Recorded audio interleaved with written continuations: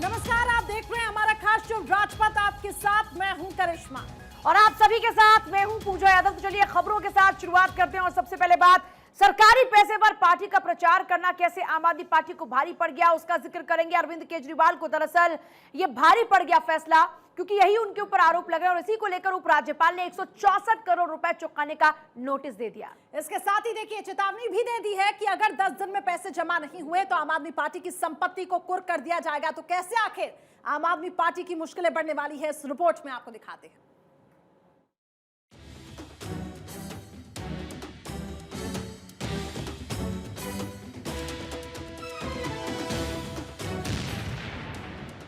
सरकारी पैसों पर पार्टी का प्रचार, दिल्ली वालों के पैसे पर आम आदमी पार्टी की ऐश, आम आदमी पार्टी की संपत्ति होगी कुर्क। ये कैसी ईमानदारी यार, ये कैसा सेवा भाव। फ्री बिजली पानी का लॉलीपॉप देकर केजरीवाल ने दिल्ली वालों को खूब चुना लगाया है। शराब घोटाला, सत्येंद्र जैन कांड, महाठग सुकेश से चंदा वसूली के बाद अब आम आदमी पार्टी की नया कांड सामने आ गया है। कट्टर ईमानदार पार्टी होने का दावा करने वाले अरविंद केजरीवाल और उनकी पार्टी आम आदमी पार्टी पर इतने दाग लग चुके हैं कि दुनिया के सबसे महंगे डिटर्जेंट पाउडर से धोने पर भी वो दाग साफ नहीं होंगे। टोपी पहनकर मियां ने दिल्ली वालों को ऐसा चूना लगाया है कि दिल्ली वाले समझ ही नहीं पा रहे हैं उनके साथ हुआ क्या है। तो केजरीवाल के उस लूट कांड को देख लीजिए। जनाब ने सरकारी पैसों से पार्टी का विज्ञापन छाप दिया। एक महीने में 24 करोड़ रुपए विज्ञापन पर खर्च। अब एलजी ने थमा दिया है 164 करोड़ का वसूली का नोटिस। 10 दिनों में पैसा नहीं चुकाया तो होगी कुर्की। आम आदमी पार्टी की संपत्ति होगी कुर्की। दिल्ली के सूचना विभाग की आईएएस अधिकारी सचिव श्रीमती एलिस वास जी ने जारी किया है अरविंद केजरीवाल जी के नाम। दिल्ली सरकार के सूचना विभाग की आईएएस अधिकारी एलिस वास जी ने अरविंद केजरीवाल जी को नोटिस दिया है, मुख्यमंत्री जी को। उन्होंने लिखा है कि 2016-17 के आसपास दिल्ली सरकार ने जो दिल्ली के बाहर विज्ञापन दिए थे उनकी वसूली अरविंद केजरीवाल जी से की जाएगी। एएपी का मतलब है और एडवर्टाइजमेंट वाली पार्टी और अधिक प्रोपेगेंडा वाली पार्टी। जिस प्रकार से आम आदमी पार्टी ने जनता के पैसों का गलत इस्तेमाल करते हुए उसे अपने प्राइवेट और पॉलिटिकल विज्ञापन में खर्च कर दिया, उड़ा दिया, और ये लगभग 97 करोड़ रुपए थे जो जनता की गाड़ी कमाई के पैसे थे। अब इंटरेस्ट लगाकर 163 करोड़ रुपए चुकाने के लिए डीआईपी का नोटिस जारी हुआ है। आम आदमी पार्टी को इस पैसों को जल्द से जल्द भरना चाहिए, क्योंकि ये दिल्ली हाई कोर्ट के, सुप्रीम कोर्ट के आदेश के खिलाफ और सीसीआरजीए के आदेश के खिलाफ सारे नियम कानून को तोड़ते हुए खर्च किया गया था। दिल्ली के उपराज्यपाल ने सरकारी विज्ञापन की आड़ में केजरीवाल पर राजनीतिक प्रचार करने का आरोप लगाया है। आम आदमी पार्टी पर साल 2015-2016 में सरकारी खर्च पर पार्टी का प्रचार करने का आरोप है और एलजी उस पैसे की वसूली का निर्देश दे चुके हैं। और इस नोटिस के बाद से ही आम आदमी पार्टी बौखलाई हुई है। दिल्ली के सचिव के नोटिस को बीजेपी का नोटिस करार दे रही है। डीआईपी के नोटिस के बारे में जो अभी दिल्ली के डिप्टी सीएम मनीष सिसोदिया ने प्रेस कॉन्फ्रेंस की है, उसमें लगातार झूठ बोला है।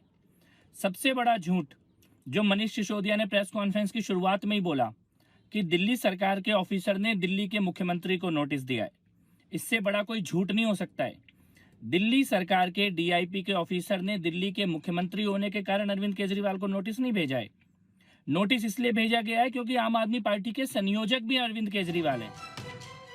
सिसोदिया इसे अफसरानों की लड़ाई बता रही हैं, लेकिन इन सब के बीच दिल्ली में एलजी और केजरीवाल सरकार के बीच लड़ाई और तेज होने वाली है, क्योंकि नोटिस के बाद अगर आम आदमी पार्टी 164 करोड़ रुपए नहीं देती तो आम आदमी पार्टी की संपत्ति जब्त या कुर्क की जा सकती है।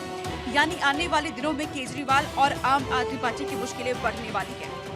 Bureau report, Bharat 24।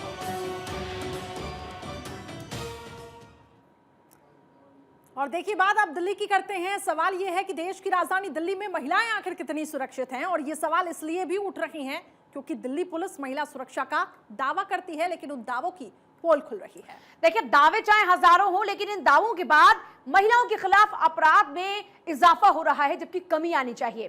कहीं हिंदू महिला की हत्या कर कब्रिस्तान में उसको दफन किया जा रहा है, तो कहीं पर महिला कैब ड्राइवर को जान से मारने की कोशिश की जाती है। दिल्ली में कितने दरिंदे, हिंदू महिला की हत्या कब्रिस्तान में दफनाया। देश की राजधानी दिल्ली क्या अपराध की राजधानी में बदलती जा रही है? दिल्ली एक बार फिर दरिंदगी से कांप उठी है। इस बार दरिंदों ने 54 साल की महिला को अपना शिकार बनाया है। मुबीन ने हिंदू महिला मीना की न सिर्फ हत्या की, बल्कि मीना के प्रति उसके दिल में इतनी नफरत भरी थी कि 5 किलोमीटर दूर नांगलोई के कब्रिस्तान में दफना भी दिया और किसी को कोई भनक तक नहीं लगी। ये वही कब्र है जिसमें आरोपियों ने मीना की हत्या कर दफनाया था और उसे कागजों से ढक कर दिया ताकि पकड़ी न जा सके। मैं नागलोई के उसी कब्रिस्तान में मौजूद हूं जहां पर मंगोलपुरी की जो 54 साल की मीना महिला थी, जिसका लाश को इसी कब्रिस्तान में, इसी जगह जो सामने आप दृश्य देख रहे हैं, इसी जगह दफनाया गया था। जो आरोपी था, तीनों आरोपी के द्वारा हत्या करने के बाद, और यहीं से कल दिल्ली पुलिस ने उस बॉडी को निकालकर आज पोस्टमार्टम किया। पोस्टमार्टम के बाद आज जो फैमिली के लोग हैं उस बॉडी को लेकर जो बुद्ध विहार के शमशान घाट है वहाँ पर लेकर गई है और वहाँ पर फिलहाल बॉडी का अंतिम संस्कार किया जा रहा है शमशान घाट में। लेकिन जिस तरह से आरोपी ने हत्या के बाद बॉडी को पुलिस से छुपाने के लिए इस शमशान घाट में आकर दफना दिया था ताकि पुलिस को पता न चल सके कि किसी का हत्या हुई है, लेकिन जब बाद में पूछताछ की गई गुमशुदा रिपोर्ट के बाद, जब पुलिस ने छानबीन की तो आरोपी ने एक्सेप्ट किया कि हत्या के बाद बॉडी को इस शमशान घाट में इसी जगह दफना दिया गया था। हत्या करने और शव को ठिकाने लगाने वाले 4 आरोपी पुलिस के हत्थे चढ़ गए हैं। हिंदू महिला मीना बीते 2 जनवरी से लापता थी, जिसकी शिकायत भी मंगोलपुरी थाने में की गई थी। आरोपियों ने इस राज को छुपाने के लिए कब्रिस्तान के केयर टेकर को 5000 रुपए भी दिए।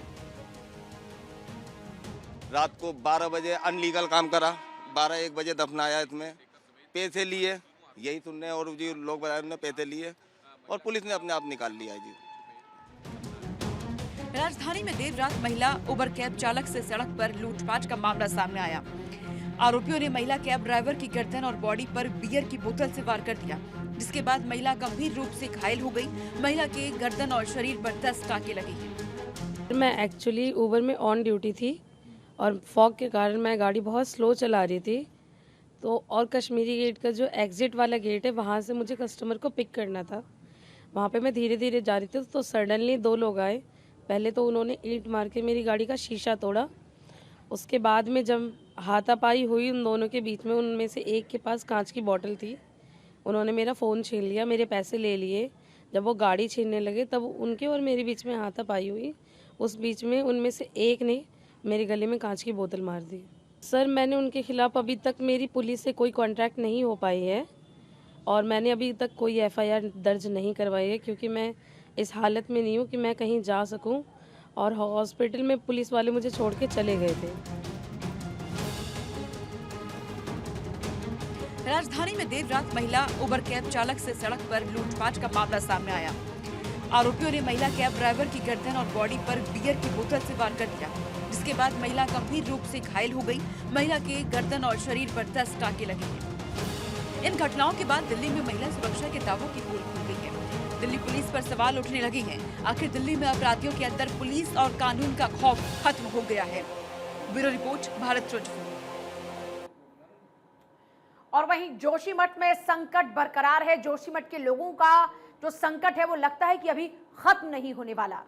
देखिए, प्रकृति ने जो उनके आशियाने पर नजर गड़ा ही दी है, तो प्रशासन से भी वो अब मदद नहीं मिल पा रही है, जिसके चलते लोगों की जो उम्मीद थी, अब वो उम्मीद उन लोगों ने खो दी है।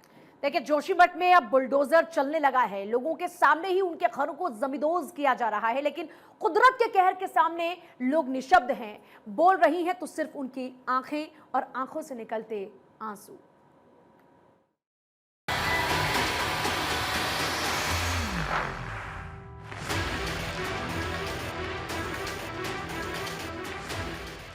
उत्तराखंड का जोशीमठ, जहां दर्द और आंसू के सिवाय आज कुछ नहीं। कुदरत ने ऐसा कहर बरपाया है कि अब बुलडोजर को उस दरार भरने के लिए आना पड़ा है। पूरी जिंदगी की कमाई लगाकर जिस घर को बनाया और उसी घर को उन्हीं के सामने गिराया जा रहा है। लोग रो रहे हैं, अपने ही सामने अपनी जिंदगी भर की कमाई को जमींदोज करते हुए देख रहे हैं। लोग निशब्द हैं, अब सिर्फ जोशीमठ में बोल रहा है तो बुलडोजर। ग्राउंड जीरो पर हूं और तस्वीरें मैंने दिखाई थी कि किस तरह से आंसुओं के सैलाब से पूरा परिवार डूबा हुआ है। जो होटल संचालक हैं उनका परिवार यहां पहुंचा है और रोते हुए तस्वीरें ग्राउंड जीरो से आपने देखी। भारत 24 की टीम लगातार कवरेज करती रही है। हालांकि जो होटल संचालक है वो कुछ बात नहीं कर पाए, पुलिस प्रशासन भी उनको बात करने नहीं दे रहा है। लेकिन जिस तरह से तस्वीरें सामने आई हैं वो निश्चित रूप से हैरान परेशान करती हैं। अब होटल मलारीन को गिराने का सिलसिला शुरू किया जा रहा है। डेमोलिशन की पहली प्रोसेस शुरू कर दी गई है। यहाँ का जो साइलेंट जनरेटर था उसको हटा लिया गया है। तो साफ तौर पर है कि अब प्रशासन के सामने एक चुनौती जो थी अब वो हटती जा रही है। इस होटल को अब डिमोलिश करने की प्रक्रिया शुरू कर दी गई है और होटल माउंट व्यू जो है दूसरा होटल अब उसको भी गिराएगा। 3 साल का ये मासूम बच्चा और पीएम मोदी से इतनी बड़ी अपील। बच्चे की ये अपील बताती है कि जोशीमठ के बड़े बुजुर्गों और महिलाओं से लेकर बच्चों तक को यदि किसी से उम्मीद है तो वो है प्रधानमंत्री नरेंद्र मोदी। इस बच्चे को पीएम मोदी से भला उम्मीद क्यों ना हो। संकट की इस घड़ी में बच्चे के माता पिता का दर्द और पीएम से उनकी उम्मीद को ये बच्चा भी देख रहा है। मासूम को भी लग रहा है कि उसकी जिंदगी को पीएम मोदी ही संवार सकते हैं, जोशीमठ को वो ही बचा सकते हैं। यही वजह है कि महज 3 साल का मासूम धंस रहे जोशीमठ को बचाने के लिए पीएम से अपील कर रहा है। सुनिए इस बच्चे की पूरी अपील।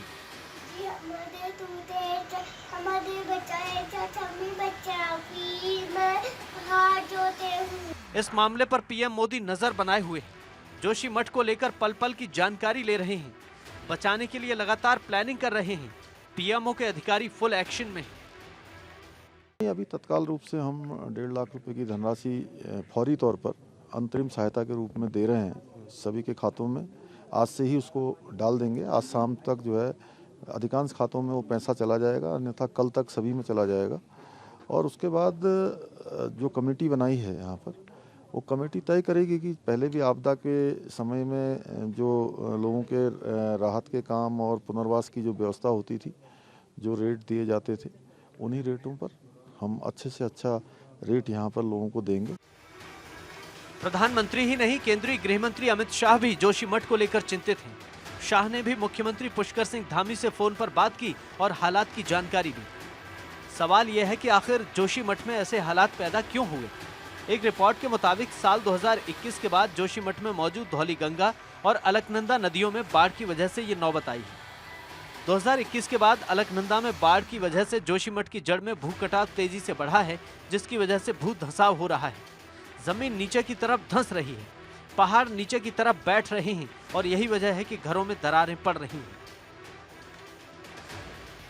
उधर मुख्यमंत्री धामी बुधवार से जोशीमठ में जमे हुए हैं। उन्होंने शेल्टर होम में प्रभावित लोगों से मुलाकात की और हालचाल जाना।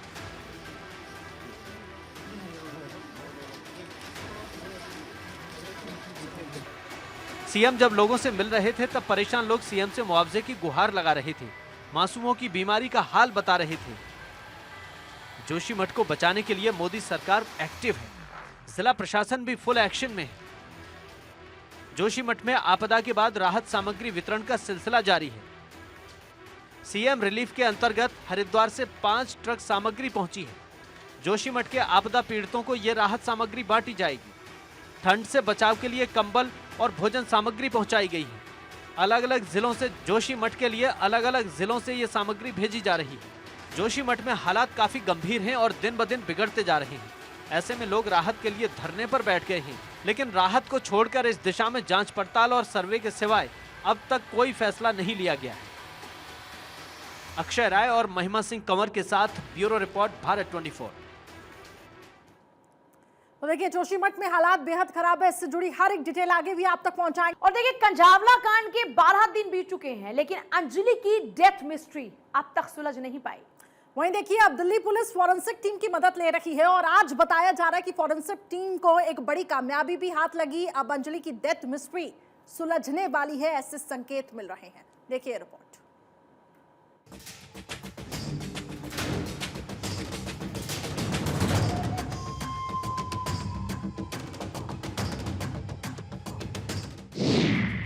अब मिलेगा अंजलि को इंसाफ।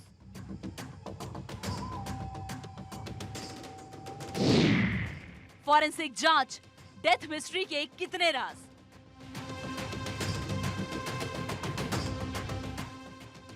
दिल्ली के कंझावाला कांड को कौन भूल सकता है। अंजलि की डेथ मिस्ट्री अभी तक सुलझ नहीं पाई है। 31 दिसंबर और 1 जनवरी की रात नरपिशाचों ने कैसे अंजलि को बलेनो कार के पहिए के तले रौंदा, ये सोचकर ही रूह कांप उठती है। 12 किलोमीटर तक अंजलि को कार से घसीटा गया। उसके शरीर के पार्ट एक एक कर साथ छोड़ते गए और आरोपी कार में मस्ती करते रहे। अंजलि की डेथ मिस्ट्री में अभी तक पुलिस 7 आरोपियों को गिरफ्तार कर जेल भेज चुकी है, लेकिन अभी तक ये डेथ मिस्ट्री सुलझ नहीं पाई है।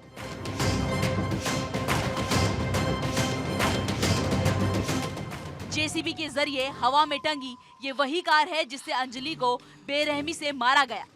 पूरी दुनिया जश्न में डूबी थी और अंजलि 7 नरपिशाचों के पहिए तले रौंदी जा रही थी। अब दिल्ली पुलिस गुजरात से आई फॉरेंसिक टीम के साथ मिलकर जांच कर रही है। आखिर कार में कोई 12 किलोमीटर तक कैसे किसी को घसीट सकता है। मैं सुल्तानपुरी थाने के बाहर मौजूद हूं। आप साफ तौर से देख सकते हैं सुल्तानपुरी थाने में जो अंजलि का जो रोड एक्सीडेंट हुआ था उसकी फॉरेंसिक जांच की जा रही है। आज जो आउटर दिल्ली के डीसीपी हैं हरेंद्र प्रताप सिंह, उनके अनुरोध पर राष्ट्रीय फॉरेंसिक विज्ञान विश्वविद्यालय गांधीनगर गुजरात के 5 सदस्यीय फॉरेंसिक टीम पहुंची हुई है सुल्तानपुरी थाने। और साफ तौर से देख सकते हैं किस तरह से जो बलेनो कार जिससे अंजलि 12 किलोमीटर तक घसीटती रही थी और जिससे अंजलि की मौत हो गई थी, उसी बलेनो कार की जांच अभी जो गुजरात की गांधीनगर से जो फॉरेंसिक टीम आई हुई है, 5 सदस्यीय टीम है जिसमें 3 महिलाएं और 2 पुरुष हैं, ये टीम यहां पर जांच कर रही है। सवाल तो ये भी उठता है कि अंजलि के साथ उनकी सहेली निधि भी स्कूटी पर बैठी थी, लेकिन उसे खरोच तक नहीं आई। निधि पुलिस के गिरफ्त में है तो दूसरी तरफ निधि को लेकर गांजा तस्करी करने का भी खुलासा हुआ है। सवाल यह है कि क्या आधी रात को अंजलि कहीं किसी साजिश का शिकार तो नहीं हो गई। आरोपियों ने दरिंदगी की इंतहा पार कर दी। आरोपियों को अच्छी तरह इल्म था कि उनकी गाड़ी में एक लाश लटकी है। उन्हें पता था कि अंजलि गाड़ी में फंसी है, लेकिन उन्होंने गाड़ी को नहीं रोका। दिल्ली की सड़कों पर कई किलोमीटर तक घिसटती गई अंजलि, जब तक उसके चिथड़े चिथड़े नहीं उड़ गए। तेज टक्कर और घसीटे जाने से लगी सभी चोटें। शरीर पर 100 से ज्यादा चोट के निशान। खोपड़ी खुली हुई मिली, ब्रेन मैटर गायब, रीढ़ और बाई जांघ की हड्डी टूट गई थी।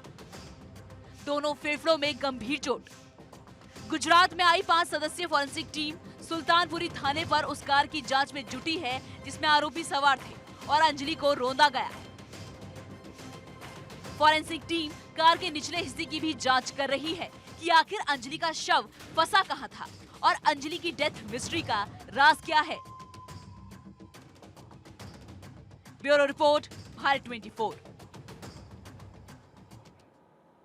चलिए अब बड़ी खबर जो मिल रही है उसका रुख करते हैं। अरविंद मायाराम के ठिकानों पर रेड पड़ी है। आपको बता दें दिल्ली और जयपुर में सीबीआई ने छापेमार कार्रवाई की है और बताया जा रहा है कि करीबन 1688 करोड़ रुपए की धोखाधड़ी का ये पूरा मामला जिसको लेकर ये छापे पड़े।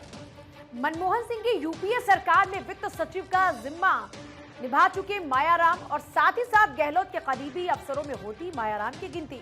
अभी वर्तमान में गहलोत के आर्थिक सलाहकार का जिम्मा निभा रहे अरविंद मायाराम यूपीए सरकार के समय चिदम्बरम के करीबी भी माने जाते थे मायाराम। पिछले दिनों अलवर में राहुल गांधी की भारत जोड़ो यात्रा में भी शामिल हुए थे। सूत्रों के अनुसार राहुल के साथ देश की अर्थव्यवस्था से जुड़े मुद्दों पर भी चर्चा हुई थी और पूर्व आईएएस अरविंद मायाराम के खिलाफ 10 जनवरी को सीबीआई ने एफआईआर भी दर्ज की। आईपीसी की धारा 120B और 420 के तहत दर्ज हुआ मामला। साल 2002 से 2015 के बीच मामला सब इंस्पेक्टर अमन राणा ने दर्ज कराई एफआईआर। अरविंद मायाराम का नाम एफआईआर में पहले नंबर पर तत्कालीन सचिव आर्थिक मामलात विभाग का लिखा गया पदनाम। एफआईआर में यूके की फर्म डेला रूए इंटरनेशनल का भी नाम सामने आया है। अब अरविंद मायाराम के ठिकानों पर रेड। सूत्रों के अनुसार राहुल के साथ देश की अर्थव्यवस्था से जुड़े मुद्दों पर भी चर्चा हुई थी, उस दौरान भी देखा गया था और दिल्ली और जयपुर में सीबीआई की छापेमार कार्रवाई की गई। 1688 करोड़ रुपए की धोखाधड़ी केस में ये छापेमारी की कार्रवाई मनमोहन सिंह की यूपीए सरकार में वित्त सचिव का जिम्मा संभाल चुके मायाराम, साथ ही साथ गहलोत के करीबी अफसरों में इनकी गिनती। अभी वर्तमान में गहलोत के आर्थिक सलाहकार का जिम्मा संभाल रहे हैं अरविंद मायाराम। यूपीए सरकार के वक्त चिदंबरम के करीबी भी माने जाते थे। पिछले दिनों अलवर में राहुल गांधी की भारत जोड़ो यात्रा में भी वो नजर आए। सूत्रों के मुताबिक राहुल के साथ देश की अर्थव्यवस्था से जुड़े मुद्दों पर चर्चा हुई थी। पूर्व आईएएस अरविंद मायाराम के खिलाफ 10 जनवरी को सीबीआई ने एफआईआर दर्ज की। आईपीसी की धारा 120 और 420 के तहत ये मुकदमा दर्ज हुआ। साल 2002 से 2015 के बीच का ये पूरा मामला सब इंस्पेक्टर अमन राणा ने एफआईआर दर्ज करवाई। अरविंद मायाराम का नाम एफआईआर में पहले नंबर पर। तत्कालीन सचिव आर्थिक मामलात विभाग का लिखा गया पदनाम एफआईआर में यूके की फर्म है डेलारूवे इंटरनेशनल, जिसका नाम इसमें है।